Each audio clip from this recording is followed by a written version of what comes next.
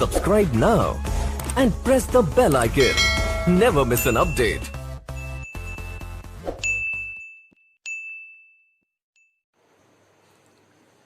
Hello दोस्तों, एनिमिक्स classes बाका के English session में आप सबका फिर से बहुत बहुत स्वागत है। तो जैसा कि हमने पिछली क्लास में अपना पढ़ा था कि टेंस के बारे में जो स्टार्टिंग था उसका पढ़ा था कि टेंस को 4 पार्ट में पहले तो प्रेजेंट, पास्ट और फ्यूचर को हम क्यों नहीं टेंस कहते इसके बारे में जाना था हमने। बहुत डिटेल से नहीं, बट एक ऊपर से ही बस थोड़ा थोड़ा करके जाना था उसे, क्योंकि फ्यूचर को हम टेंस क्यों नहीं मानते हैं, बट अभी हमें उसे टेंस के लिए लिखना पड़ेगा। ओके, उसके बाद हमने जाना कि उसे 4 पार्ट्स में डिवाइड करते हैं, indefinite, continuous, perfect, perfect continuous. उसके बाद उसके सारे स्ट्रक्चर के बारे में हमने जाना कि इंडेफिनिट में V1 का फॉर्म यूज होता है, V1 प्लस एस या ES का फॉर्म यूज होता है, और क्या कभी कभी V2 का भी फॉर्म यूज होता है। जब पास्ट में हम जाएंगे तो वहां पे V2 का फॉर्म यूज होगा। फिर हम किस पे आए, कंटिन्यूअस पे। कंटिन्यूअस पे क्या हमने बताया कि कंटिन्यूअस मतलब जो कंटिन्यू है, हाँ, और उसके लिए हमने क्या यूज किया था, V1 का ING फॉर्म। Get that. उसके बाद हम आए किस पे, परफेक्ट पे। किस पे आए, परफेक्ट पे। परफेक्ट मतलब हम पहले भी बता चुके हैं इस बारे में कि परफेक्ट बिल्कुल, तो इसके लिए वो काम जो मतलब हो चुका है, एक तरह से हो चुका है, तो उसके लिए V3 का फॉर्म हम यूज करेंगे। और एक होता है परफेक्ट कंटिन्यूअस। क्या होता है, परफेक्ट कंटिन्यूअस। परफेक्ट कंटिन्यूअस जो बेसिकली 2 टेंस को मिला करके बना हुआ है, हमने पहले बताया कि परफेक्ट और कंटिन्यूअस। परफेक्ट के लिए हमें बहुत ही प्यारा वर्ड बी का 3rd फॉर्म हमने यूज किया। बी का 3rd फॉर्म बीन होता है। पहला फॉर्म इज MR, दूसरा वॉज वर, और 3rd फॉर्म क्या होता है, बीन होता है। तो बीन हमने यूज किया। और परफेक्ट के लिए तो हमने पहले बताया कि V3 होता है, और उसके बाद कंटिन्यूअस के लिए V1 का ING फॉर्म। तो इन दोनों को मिला करके हमने परफेक्ट कंटिन्यूअस का स्ट्रक्चर बनाया। तो कल हमने ये पढ़ा था। आज हम पढ़ेंगे कि टेंस को हम पढ़ें कैसे। तो टेंस को बेसिकली 3 पार्ट में डिवाइडेड होते हैं। ये कितने पार्ट में, 3 पार्ट में। एक होते हैं बेसिक, एक होते हैं कंपैरेटिव,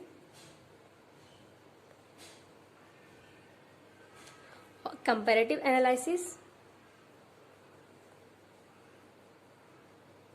और तीसरा होता है क्या, शॉर्टकट,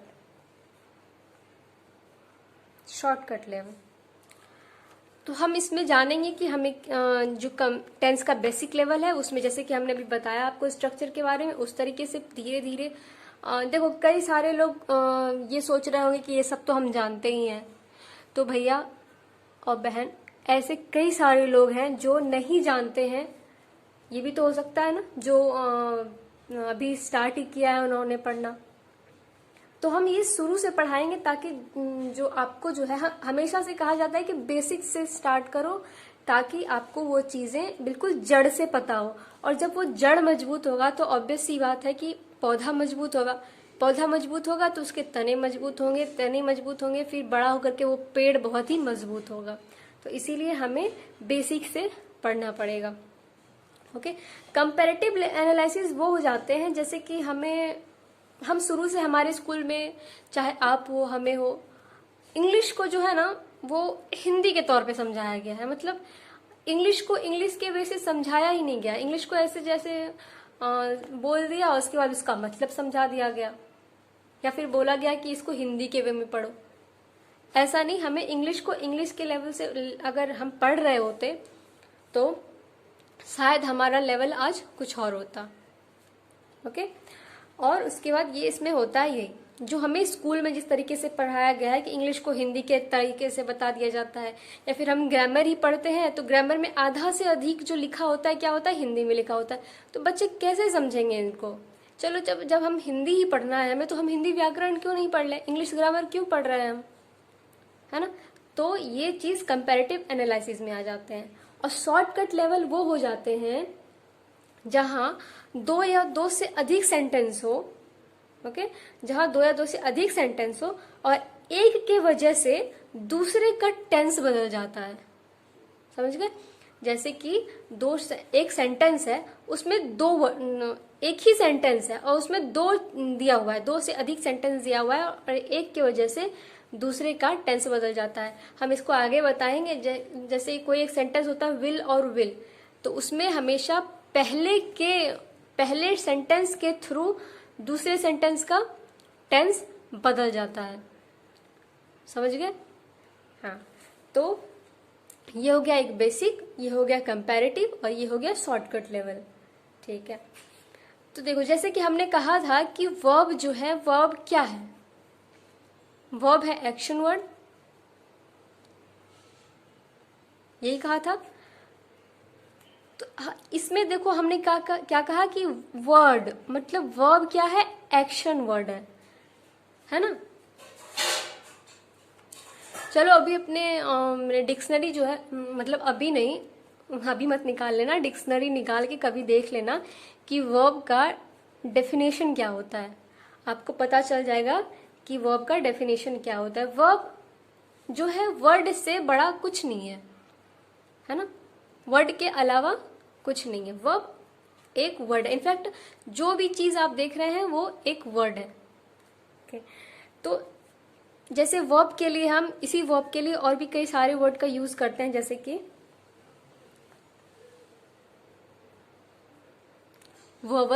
वर्बेटिम, बोल के सुनाए, वर्बेटिम क्या है?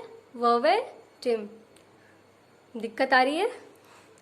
2-4 बार इसको रिपीट करोगे तो एग्जैक्ट आप प्रोनाउंस कर पाओगे इसको कि क्या कहते हैं, क्या कहते हैं इसे? वर्बेटिम। ओके, नेक्स्ट है वर्बस। क्या? वर्बस। पढ़े वर्बस। आपको पता है कि हमने इस यहाँ पे आर क्यों नहीं पढ़ा? बताया था कि वाउल जब किसी आर साउंड के पहले आ जाए तो वो वर्ब का साउंड आर पे ओवरलैप कर जाता है। और नेक्स्ट आता है क्या? Verbal.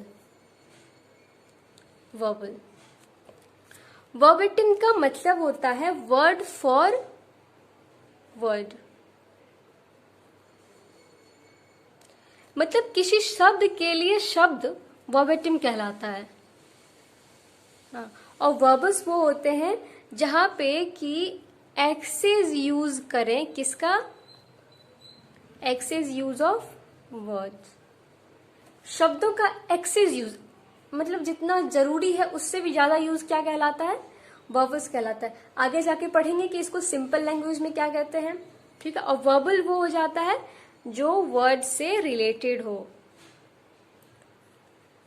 Sorry, related to word. Okay, verbatim पढ़े, verbatim, verbose and verbal. Verbatim is word for word, verbose is excess use of words and verbal is what? Related to words. Okay, तो ये एक तरह से क्या हो गया? वर्ब को हम रूट वर्ड की तरफ से समझते हैं। ठीक है, वर्ब को अगर रूट वर्ड पर समझा जाए तो वर्ब का मतलब ही क्या होता है? वर्ड होता है। वर्ब का मतलब ही क्या होता है? वर्ड होता है अगर रूट पे। तो ये रूट को लेकर के अगर हम यहाँ आ गए तो देखो यही है ना, वर्ब वर्ब वर्ब वर्ब का यूज हुआ इसमें, तो वर्ब का मतलब ही क्या होता है? वर्ड होता है। चलो नेक्स्ट आते हैं क्या हम? टेंस बेसिस पे समझने के लिए हमने क्या कहा कि पहले हम बेसिक लेवल पे समझेंगे टेंस को। यही कहा कि सबसे पहले ये समझें कि वर्ब के अंदर जो है एक्शन नहीं होता है, कि जैसे कोई वर्ब है उसके अंदर एक्शन हो रहा है, नहीं, वर्ब के अंदर एक्शन नहीं होता है। वर्ब उसके अंदर जो है ना एक्शन किया जाता है। क्या होता है? एक्शन किया जाता है, एक्शन होता नहीं है, एक्शन किया जाता है। ठीक है, हाँ। और आगे इसमें जो अभी हम बेसिक पढ़ेंगे तो उसमें हम सीखेंगे कि टेंस की हेल्पिंग वर्ब जो है कैसे बनती है। ठीक है, तो नेक्स्ट चलो हम स्टार्ट करते हैं। तो पहला हमने क्या लिखा? पढ़ के सुनाए।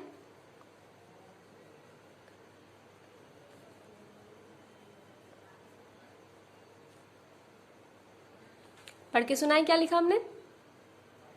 बोल नहीं रहे हो। चलो मैं बोल देती हूँ, क्या कहते हैं इसे, प्रेजेंट इंडेफिनिट। क्या कहते हैं, देखो बच्चों, दोस्तों सॉरी देखो दोस्तों, कभी कभी ना हमें जो एग्जाम्स में यहाँ पे जो है एरर दे दिया जाता है, मिस स्पेल्ड दे दिया जाता है इसी इंडेफिनिट में, FE दे देगा या NE दे देगा। तो आपको एग्जैक्ट वर्ड पता होना चाहिए, आपको उससे भी बड़ा क्या, आपको प्रोनाउंसिएशन पता होना चाहिए कि हमने इसे पढ़ा इंडेफिनिट, है ना, इंडेफिनिट पढ़ा, तो मतलब N हो गया, D हो गया, फिनिट पढ़ा, फिनिट के लिए FINIT, इंडेफिनिट, है ना। तो इसलिए हमें प्रोनाउंसिएशन पता होना चाहिए कि क्या बोलते हैं, तभी आप वहां मिस स्पेल्ड सॉल्व कर पाओगे। ओके, तो इंडेफिनिट को हम बेसिकली जो है ना 2 पार्ट में, 2 सेक्शन में डिवाइड करते हैं। देखो मैं हर बार बोलूंगी कि आपको साथ साथ में बोलना पड़ेगा, ठीक है, क्योंकि आपको बोलने से ही आपकी वो हिचक दूर होगी, आपकी सबसे बड़ी बात कि आपकी प्रोनाउंसिएशन अच्छी होगी। और कुछ भी हो, मैं सबसे ज्यादा फोकस इसी चीज पे करूंगी कि आपकी प्रोनाउंसिएशन अच्छी हो। हाँ, क्योंकि कई बार क्या होता है कि बहुतों की इंग्लिश तो बहुत अच्छी है, बोल भी लेते हैं, बट उनका प्रोनाउंसिएशन जो है कहीं कहीं बिल्कुल ही अजीब सा लगता है सुनने में, कोई सिर पैर ही नजर नहीं आता। ओके, तो कम से कम अगर आपकी प्रोनाउंसिएशन अच्छी होगी तो सामने वाले के पास ना एक इफेक्ट पड़ता है कि यार कितना अच्छा बोल रहा है ये बंदा, है ना, वो आपसे इम्प्रेस होते हैं। तो अभी देखो हमने क्या कहा कि प्रेजेंट इंडेफिनिट है, इंडेफिनिट को हम 2 पार्ट में डिवाइड करते हैं। कौन कौन से पार्ट, क्या क्या लिखा हमने, पढ़ के सुनाए, आप ही बताएं मैंने क्या लिखा, क्या लिखा, एफर्मेटिव, क्या लिखा, एफर्मेटिव। और दूसरा क्या लिखा हमने, नेगेटिव या इंटेरोगेटिव। क्या लिखा, एफर्मेटिव और नेगेटिव या इंटेरोगेटिव। तो एफर्मेटिव को भी हम 2 पार्ट में डिवाइड करेंगे। देखना, पहला पार्ट होगा सिंगुलर सब्जेक्ट के लिए, किसके लिए होगा, सिंगुलर सब्जेक्ट के लिए। और दूसरा क्या होगा, प्लूरल सब्जेक्ट के लिए। ओके, अफर्मेटिव को हमने 2 पार्ट्स में डिवाइड किए, पहला हो गया सिंगुलर सब्जेक्ट एंड दूसरा हो गया प्लूरल सब्जेक्ट। सिंगुलर सब्जेक्ट के लिए हम, जैसे कि हमने बताया कि सिंगुलर सब्जेक्ट के लिए हमें क्या यूज करना पड़ेगा, वर्ब का पहला फॉर्म प्लस एस या ईएस। और प्लूरल सब्जेक्ट के लिए हमें यूज करना पड़ेगा सिर्फ वर्ब का पहला form. Do you get that? Okay, तो नेक्स्ट है नेगेटिव या इंटेरोगेटिव। तो नेगेटिव इंटेरोगेटिव को भी हम 2 सेक्शन में डिवाइड करेंगे। इसके लिए भी वही चीज है, सिंगुलर सब्जेक्ट और दूसरा क्या है, प्लूरल सब्जेक्ट। ओके, तो इसके लिए भी एक बहुत ही खूबसूरत सा वर्ड है, और जो, क्योंकि इसके लिए भी हमें हेल्पिंग वर्ब की जरूरत होगी, बिना हेल्पिंग वर्ब के नेगेटिव इंट्रोगेटिव सेंटेंस नहीं बनेंगे। तो इसके लिए हमें हेल्पिंग वर्ब क्या हमने लिया हमने डू। क्या लिया, डू। तो डू को हम जब 3 पार्ट्स में, इसके जो 3 फॉर्म में डिवाइड करेंगे, तो पहला फॉर्म क्या हो जाता है, डू, दूसरा फॉर्म क्या होता है, डिड, एंड तीसरा फॉर्म क्या होता है, डन।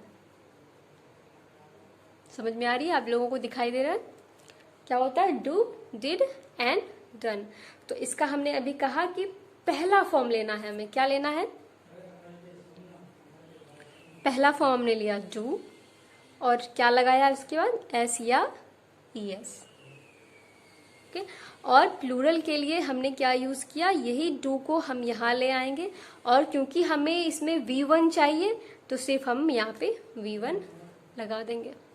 तो इससे हमें क्या हो जाएगा, इस सिंगुलर सब्जेक्ट के लिए यही डू और एस या ई एस मिल करके क्या बना हमारा, डज।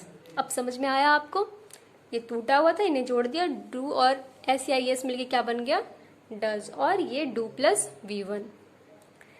इसका अगर हम एक एग्जाम्पल देकर के आपको समझाएं, देखना कि अगर हम यहाँ पे लिख रहे हैं राम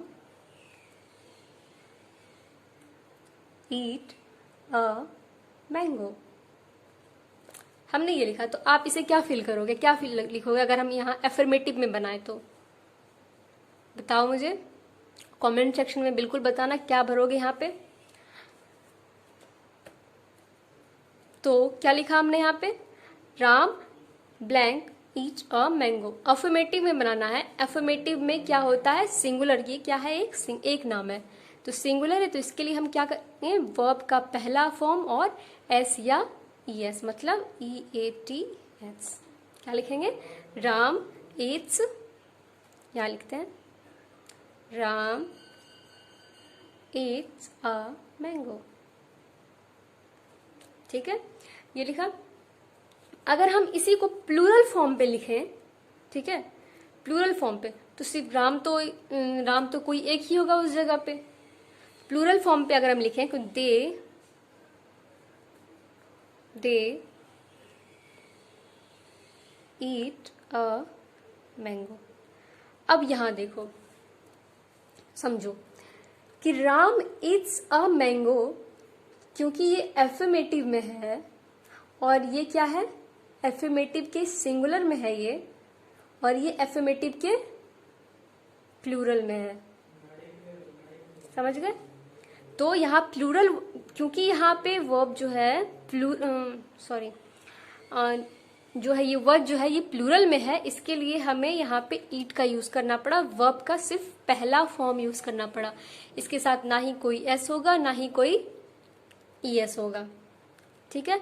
और ये क्योंकि एफर्मेटिव का सिंगुलर था, तो इसके लिए हमने क्या, वर्ब के पहले फॉर्म के साथ एस या ES का यूज किया, ठीक है। अब अगर हम इसे नेगेटिव में बनाएं, इसमें अगर हम इसे नेगेटिव में बनाएं तो हम क्या करेंगे, ही डज, ये वाला, नॉट राइट्स अ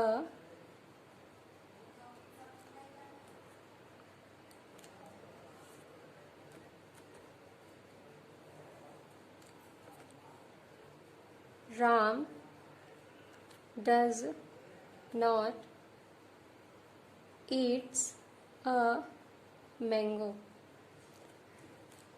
कुछ गलती नजर आ रही है इसमें, बताओ। मुझे पता है कि कुछ तो गलती हुआ है यहाँ पे, क्या गलती हुआ है मुझे ये बताओ तुम, आप सब, सॉरी, क्या गलती हुई है यहाँ पे। तो यहाँ पे गलती ये हुई है कि जब हमने यहाँ पे वर्ब में एस या ES लगा ही दिया है, तो यहाँ पे हमें ये एस लगाने की क्या जरूरत आन पड़ी, कोई जरूरत है, ये तो फिर गलती हो जाएगा। और यही जो इसी टाइप का क्वेश्चन, ये थोड़ा इजी है, इसी टाइप का क्वेश्चन क्या आता है, एरर में आता है ना, किसमें आता है, एरर में आ जाता है। ग्रामेटिकल एरर या कॉम्प्रिहेंसिबल एरर कोई भी हो, इसमें आपको इस तरह के सेंटेंस मिल जाएंगे जहां आपसे छोटी छोटी गलतियां दे दिया जाएगा और आपको पता करना है कि वो गलतियां क्या होती है या फिर क्या है, ठीक है। तो क्या हमने लिखा, Ram does not eat a mango होगा, ना कि Ram does not Yeats a mango. गलती को देखना है, आपको समझना पड़ेगा।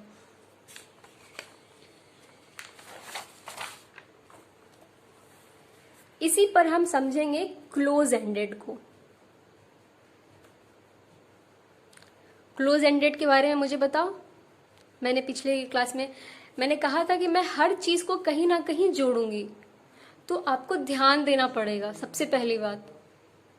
तो अभी जैसे कि अभी देखो, मैंने पूछ दिया क्लोज एंडेड क्या होते हैं, और पिछली क्लास में मैंने रिवीजन कराया है इसका।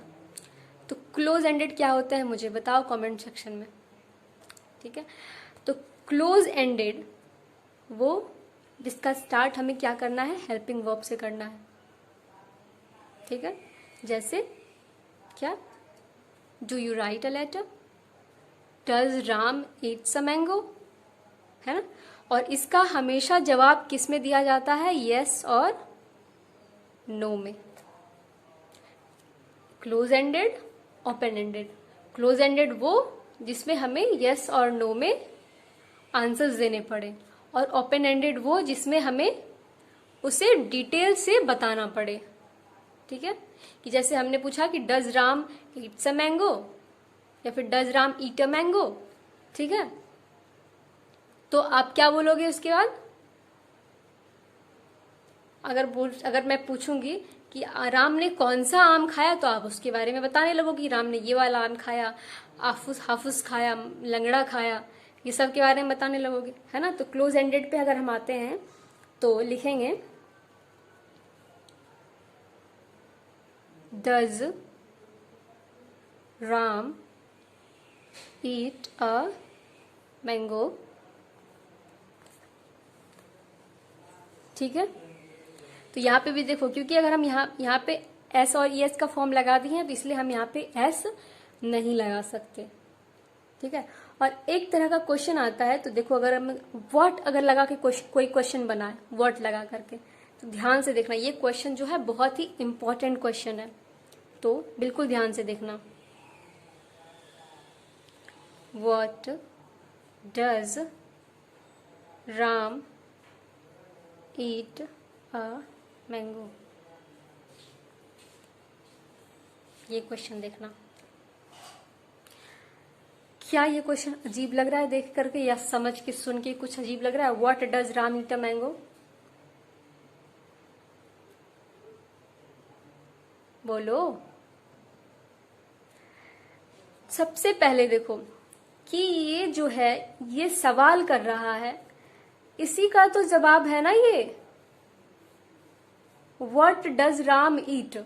अगर हम इसको हटा देंगे, तो अगर हम यही लिखेंगे ना व्हाट डज राम ईट, तो उसके एवज में हमें क्या आंसर मिलेगा, अ मैंगो, यही है ना। तो इस क्वेश्चन में ही ये आंसर क्या है, छिपा हुआ है। और जब इस तरह का क्वेश्चन होता है तो इसे कहते हैं क्या, इसे कहते हैं रिटोरिकल क्वेश्चन। पढ़े मेरे साथ, क्या कहते हैं इसे, रिटोरिकल क्वेश्चन। और अगर सीजीएल से बाहर जाओगे आप, क्या अगर कोई एफकेट का प्रिपरेशन कर रहा है, तो उस एग्जाम में इस तरह के क्वेश्चन आते हैं। सीजीएल से अगर बाहर जा रहे हो तो इस तरह के क्वेश्चन इसमें एफकेट के एग्जाम में आते हैं, समझ गए। और इसी रिटोरिकल क्वेश्चन को कहते हैं, इसका कोई आंसर नहीं होता है, आंसर क्या, इसमें तो खुद सवाल में जवाब दिया हुआ है। तो इसे हम एक और नाम क्या कहेंगे, इसे question for attention only. Rhetorical question क्या होता है, क्वेश्चन फॉर अटेंशन ओनली, इसका कोई आंसर नहीं होता। ठीक है, या तो ये एरर है ना, तो क्योंकि इसमें सवाल में ही जवाब पूछ दिया गया। जैसे एक छोटा सा बच्चा ले लो, कोई छोटा सा बच्चा, जनरली हम ये सारी गलतियां करते हैं अपने घर में। छोटा सा बच्चा है और हमें उसका नाम पूछना है, तो हम क्या कहते हैं, नमन बेटा बताओ तुम्हारा नाम क्या है। बच्चा तो बोल नहीं पा रहा, पर वो मन ही मन समझेगा क्या पागल सी बात कर रही है, ये खुद ही मेरा नाम बोल रही है कि नमन बताओ बेटा नाम क्या है तुम्हारा, और मैं इसमें से मेरा नाम भी पूछ रही है। जैसे कि सपोज कोई मिर्ची खा रहा है, ठीक है, मिर्ची खा रहा है और कहे यार मिर्ची कितना तीखा है। भाई साहब मिर्ची तो तीखा ही होता है ना, मिर्ची क्या तीखा ही होता है। तो फिर अभी ये कहना कि मिर्ची कितना तीखा है, या ये कहना कि धूप कितना गर्म है, ये सब तो वही क्वेश्चन हो गया ना कि क्वेश्चन भी पूछ दिया और उसका आंसर भी दे दिया। तो ये सारे क्या रिटोरिकल्स में आते हैं, जिसे कहते हैं क्वेश्चन फॉर अटेंशन पर्पस। ठीक है, या फिर इंटरोगेशन के लिए इस तरह के सेंटेंस का यूज किया जाता है। ओके, और ये हो गया लिटरेचर के बेसिस पे। इसे कहते हैं लिटरेचर। जब हम इंग्लिश लिटरेचर पढ़ रहे हैं तो वहां पे बहुत बार ये यूज होता है, ठीक है। और अगर हम ग्रामेटिकल पे जाएं, क्योंकि हम ग्रामर पढ़ रहे हैं और हमें ग्रामेटिकल पे जाएं, तो इसे बहुत ही प्यारा सा नाम दिया गया है, पढ़ के सुनाएं।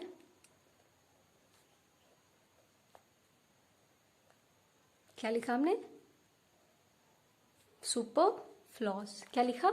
सुपरफ्लॉस, है।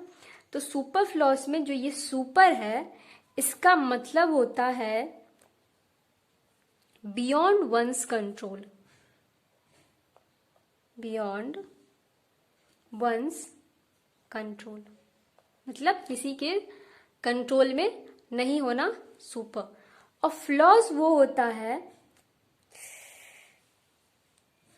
फ्लॉज वो होता है जिसे कहते हैं फ्लो, इसी फ्लो से मिलकर बना है फ्लॉस। और सुपर क्या होता है? Beyond one's control.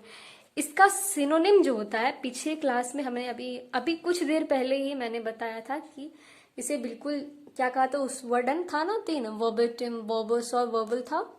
तो उसमें एक वर्ड था जो इसका सिनोनिम है, उसमें एक वर्ड था, क्या था? वर्बस। क्या था? वर्बस। वर्बस और इसे एक और क्या कहते हैं? रिडंडेंट, मतलब जो आवश्यकता से अधिक है। वर्बस का हमने क्या आपको डेफिनेशन दिया था? एक्सेस यूज ऑफ वर्ड, ये बताया था ना। एक्सेस यूज ऑफ वर्ड को वर्बस कहते हैं। रिडंडेंट मतलब जो प्रचुर है, मतलब आवश्यकता से अधिक है, उसे रिडंडेंट कहते हैं। इसे ही हम क्या कहते हैं? सुपर। इस सुपरफ्लॉज का साइनोनिम क्या होता है? वर्बस या रिडंडेंट, ठीक है, आवश्यकता से अधिक। ओके, तो जैसे कि अभी आपने पीछे कुछ एग्जांपल दिया मैंने, है ना, कि मिर्ची कितना तीखा है, क्या जरूरत है, मिर्ची तो तीखा होता ही है। तो चलो, हमने क्या कहाँ बंद किया, क्या पढ़ रहे थे अभी हम? Present indefinite. अब हम आते हैं किस पे? Present continuous. किस पे? पढ़ के सुनाए।